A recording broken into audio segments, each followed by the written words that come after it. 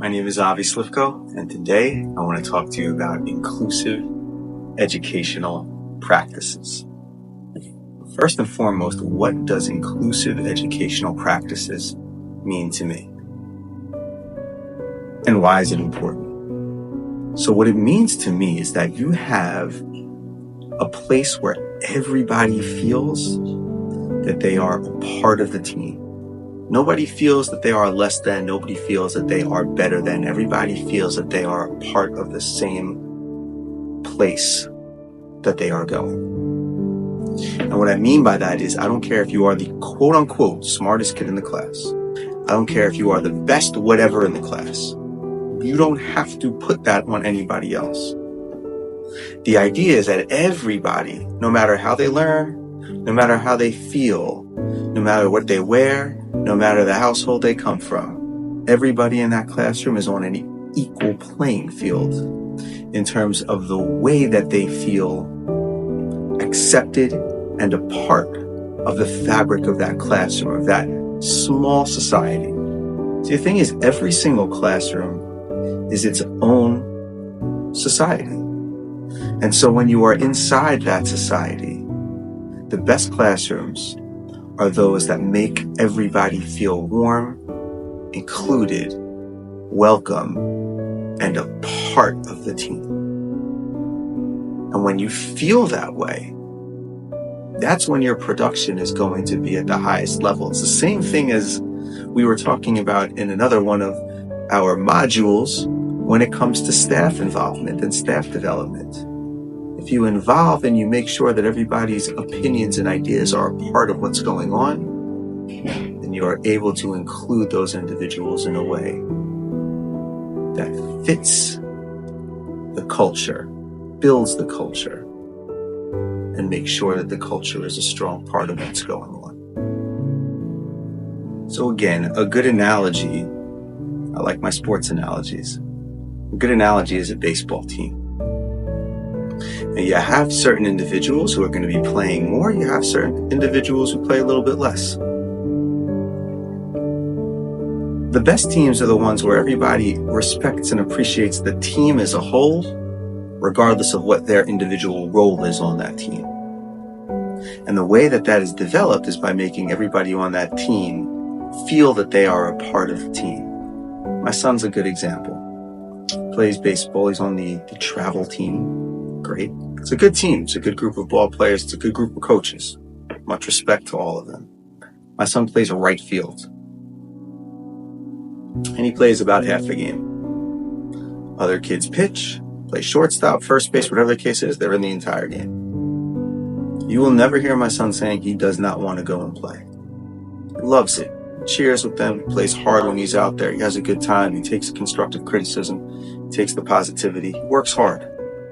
Loves being a part of that team. And not coincidentally, that team wins. Won the championship 2 years in a row. Again, shout out to the coaches. Because they have built an inclusive atmosphere to where whether you play right field half the time or whether you are the first baseman in every inning, you feel a part of what's going on and it means something to you. When you have those inclusive rituals and routines, when you have the capacity to modify your instruction, to engage a variety of learning styles, when you take the time to care and show that you care about each individual student, asking how they're doing, asking about their lives outside of the classroom, including them in the classroom activities, making them feel a part of what is going on. I may not have all the answers to the math questions. I may not be the first one to raise my hand, but I could do a great job at organizing the classroom library, so give me that job. I could be a phenomenal messenger of sending something over to a different classroom. I could pass out those notebooks better than anybody. Give that inclusivity. Allow people to be part of that classroom, no matter who they are. The students feel your energy. And so whether it's a student who misbehaves or whether it's a student who is always sitting front and center with their hands folded and their back straight. You are showcasing to those students that you care about them and that they matter to you. Take that extra time to get to know them, to embrace them, to shepherd them into what it is that you are developing in your class culture. Remember, it's your world. And as they become a part of it, it is their world too. But you are the first point of creation there. And that happens on a school level as well. And when it's happening on a school level, it's a lot easier and a lot more realistic for it to seep into each individual classroom. So that on a school level, that inclusive educational culture starts at the top, trickles its way down into the classrooms, and permeates the entire school community. And the reason that this is important is because these are really the building blocks for learning. Again, going full circle with staff. When staff feel included, they are going to be more involved. When students feel included, they are going to be more active and more engaged and more interested in the learning. They're going to retain that information because that information becomes relevant to them, because their participation, their selves, become relevant to you in the classroom. So when I feel relevant, then what's being shown to me, what's being given to me as far as my educational expectations, as far as my roles and responsibilities, when I feel relevant, that becomes relevant. Take a social studies classroom, for example. If I'm learning about American history, it's not going to matter to me if I don't matter to you. But once I matter to you, once you show me that you care about who I am as an individual, once I know that I matter, then what you are teaching me, what you are telling me, starts to matter to me. Steal a line from Goodfellas. If you haven't seen it, it probably dates me. They were talking about the way that certain people had different accolades.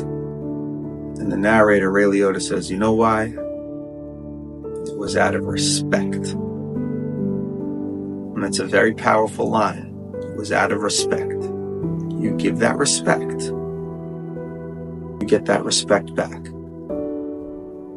But if I have a student in my classroom, if I have an employee in my building, whatever the case is, and I'm not taking the time to notice, to validate, to respect, why would I expect anything else from that individual? Why would I expect that student to be learning, especially at the highest levels that he or she can?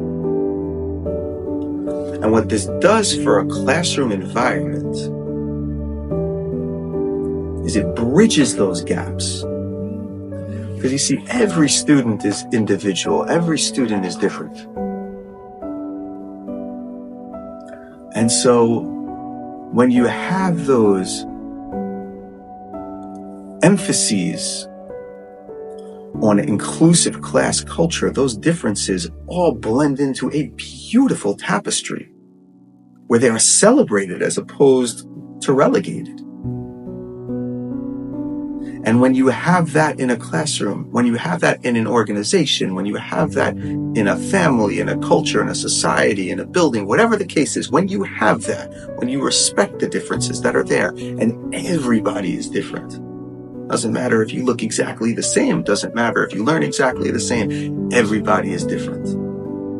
Every student is a unique piece of that puzzle, and only through all those pieces being put together in the exact right way can we address the individual needs of that student just like the individual needs of a person. And only with those individual puzzles in a classroom, in an organization, all being put together in the right way, with care and with a delicate appreciation for each piece, not losing any of those pieces, only then are you able to have that ideal classroom environment that students want to be a part of, that is meaningful to them, that they feel connected to.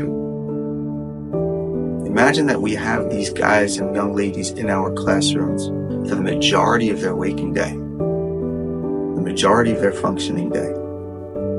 How important it is for us to make sure that that is a time that is safe and that is happy and that is healthy for them.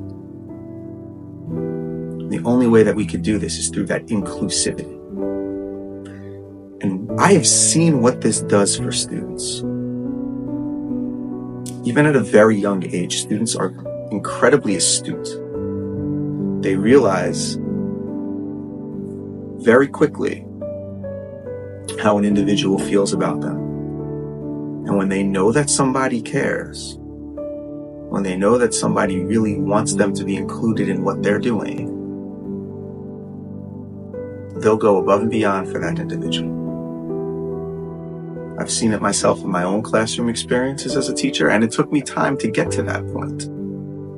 And I've seen it as an administrator. The only thing that you can do is really take that time.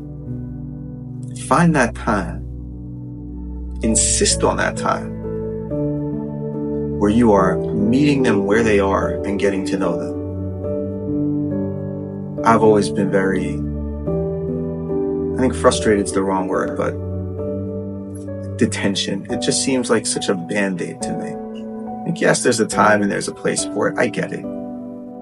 To me, what a more inclusive practice is you have a student who made a bad decision, you call them in during lunch, you talk to them about that decision, you reflect on it with them, and then you move on. You have a conversation about them, validate, and allow them to see that you're more interested in who they are, not just the decisions that they make. That doesn't define them. It's all part of it. That you're in this together, that you have a vested interest.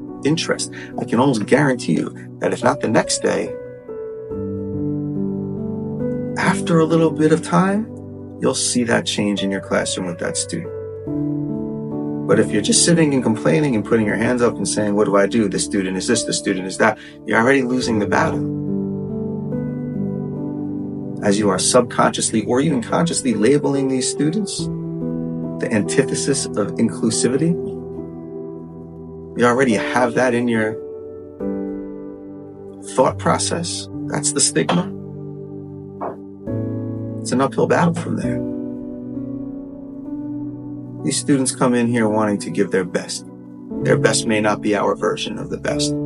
How do we get to that place to where we're starting to even out the visions of the best?